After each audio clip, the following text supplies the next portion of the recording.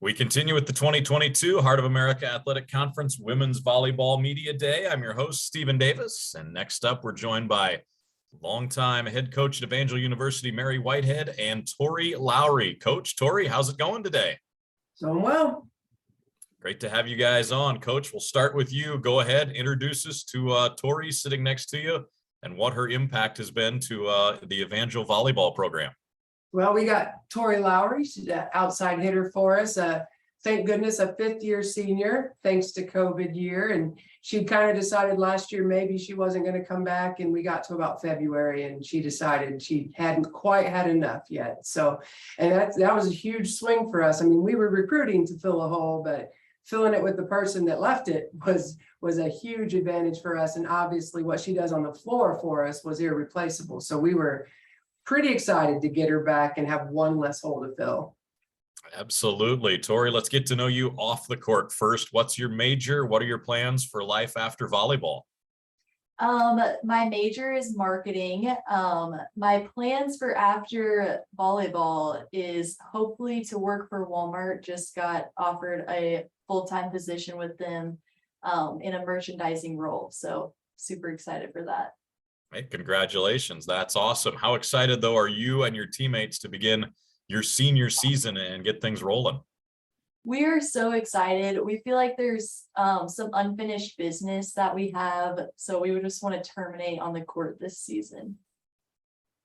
Coach, your team had the fourth best record in the Heart last year, 12-7. You guys went 20-12 overall. Very good season. What are some team goals for this year, and what do you think you need to do to accomplish those goals? Well, we got to play as a team. You know, we lost 4 all-conference players to graduation, but, you know, we did get 2 pretty solid players back in Tori and Aaron, our 2 All-Americans back to lead. And, you know, if you can pick 2 leaders to return, those are it. But we've got a young group coming in. So, you know, it's been a busy week with preseason, trying to mold, trying to get together, trying to figure out who belongs where, because we do have 2 or 3 freshmen who are probably going to play a pretty major role. So a nice mix of senior leadership with some new players coming in. But, you know, we kind of do have a bad taste in our mouth the way season ended last year. It was a little quicker than we would have liked. So we do have some work to do, and we want to get into postseason play and get past that first round. And, you know, in our conference, once you're past that first round, you're playing top 15 teams. So at that point, you're in the mix for a national bid. Absolutely. Coach, in your experience, what's it been like this year having to blend in, as you said, 2 really high-level returners with All-Americans coming back, and then everything down to other newcomers plus freshmen trying to get in the mix? What's that been like this year? Well, you know, some years you get in preseason and you just go, and there's not a ton of gel. But this year we've kind of had to slow it down a little bit, and again try to figure out where kids belong and teaching systems where, you know, the last couple of years we've had so many returners. We haven't had to teach a lot. We've had to teach a little more this year, which is okay. And I think it's good reminders for the upperclassmen as well. But I will say, you know, our seniors are great leaders. They naturally take the reins when we're in practice and anytime we're on the court. So, and when young players see leaders like that, they want to fall in line, and they know, you know, our history, the respect of our university and our team is there because of those girls that are in front of them. So they watch and they do what they see their leaders do, which is awesome, which is definitely a positive for us. Well, you mentioned history, Coach. You're just 10 wins away from 500 career victories at Evangel. If and when you're able to get to that milestone, what would it mean to you and what you've accomplished there? Oh, it means the world to you. You know, it's funny because I'm not always keeping tabs on that, but I've been reminded a couple of times that I'm 10 away. You know, it's funny because I never had any intentions of being in the volleyball world. 100% honest. I was geared more towards softball, and then once I coached my first year, kind of fell in love with it. If you'd have told me 500 wins later, I'd even be talking about it. I'd tell you were crazy, but here we are, you know.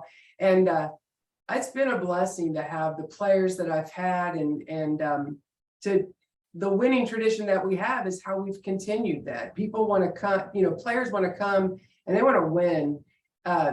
there's times where you have to rebuild and players are part of that, but you ask most players, they don't want to rebuild, they want to win. And I don't blame them one bit.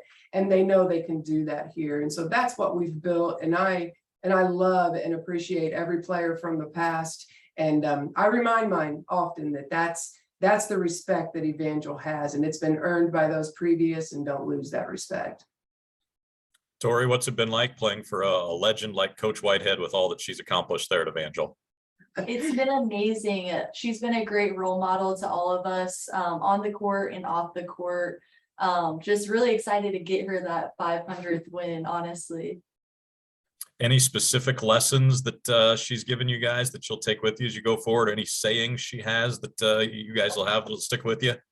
No pressure. One that sticks with me is snap it off. That one will always stick with me. But off the court, just like being a good Christian role model for all of us, just somebody to look up to in all aspects of life.